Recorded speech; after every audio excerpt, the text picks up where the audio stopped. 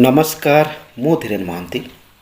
आज जानिबा ओडिशार 19 नंबर विधानसभा क्षेत्र देवगढ़ विधानसभा निर्वाचन मंडली विषय। देवगढ़ विधानसभा निर्वाचन मंडलटी देवगढ़ जिले में अवस्थित एवं यह संबलपुर लोकसभा निर्वाचन मंडली अधीन आसुची। देवगढ़ विज्ञापित अंचल परिषद बारकोट ब्लॉक तेलैबुणी ब्लॉक एवं रिमाल ब्लॉक को नहीं गठित देवगढ़ विधानसभा निर्वाचन मंडली।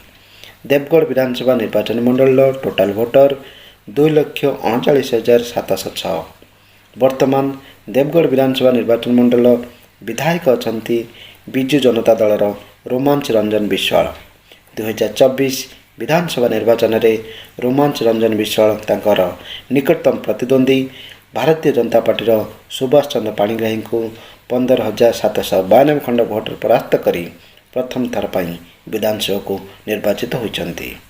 पूर्वर 2019 विधानसभा निर्वाचन में भारतीय जनता पार्टी सुभाष चंद्र पाणिग्राही विजु जनता दल प्रार्थी रोमांच रंजन विश्वाल को 7,106 खंड भोट्रे परास्त करी तृतीय थर पर विधानसभा को निर्वाचित होते।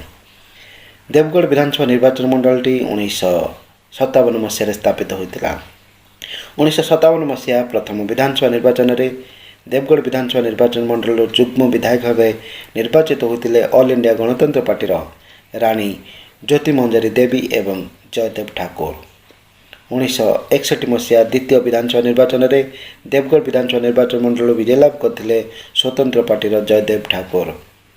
1967 मसीहा 1971 मसीहा 1974 मसीहा और 1977 मसीहा लगातार 4 थर देवगढ़ विधानसभा निर्वाचन मंडल विजय लाभ करते स्वतंत्र पार्टीर राजा भानुगंग त्रिभुवन देव।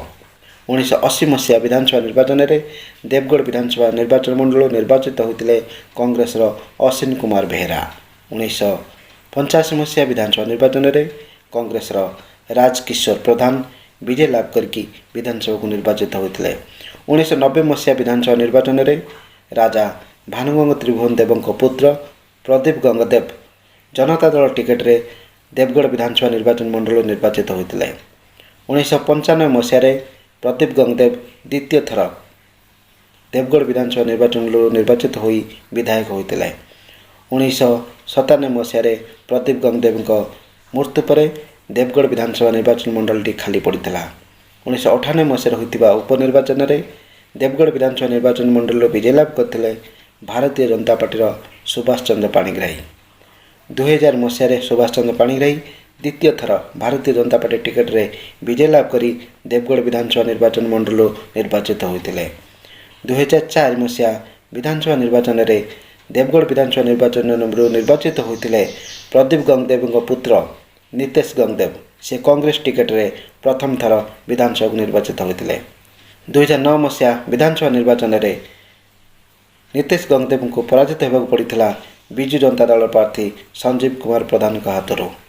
2014 विधानसभा निर्वाचन में नीतीश गंगदेव कांग्रेस छाड़ी भारतीय जनता पार्टी जोग देते। भारतीय जनता पार्टी टिकेट देता। 2014 विधानसभा निर्वाचन में नीतीश गंगदेव विजु जनता दल प्रार्थी अनिता प्रधान को परास्त करी द्वितीय थर विधानसभा को निर्वाचित होते।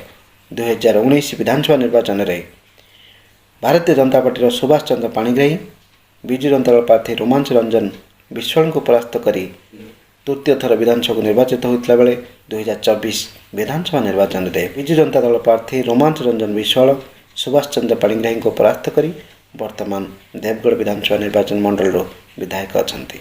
नमस्कार।